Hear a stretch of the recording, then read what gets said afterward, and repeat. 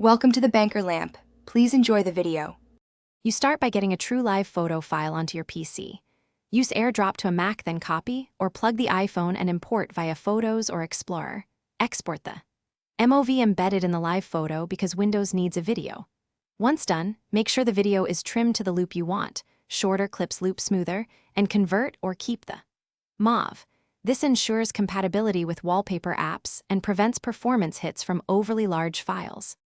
Next, install a dynamic wallpaper application that supports video backgrounds. You pick Wallpaper Engine or the free Lively, install it and grant the app permission to run on startup if you want persistence. Then add your converted MOV or MP4 to the apps library and create a new wallpaper from that file. Make sure to set loop playback, mute audio, and choose an appropriate FPS or quality.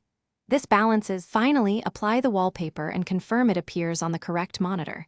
Many apps let you assign per display behavior.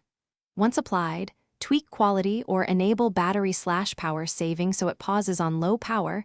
This prevents overheating or lag. If nothing plays, check that the file codec is supported. Try converting to MP4H. 264. Run the Wallpaper app as administrator, and update your graphics drivers. These steps fix the most common playback problems quickly.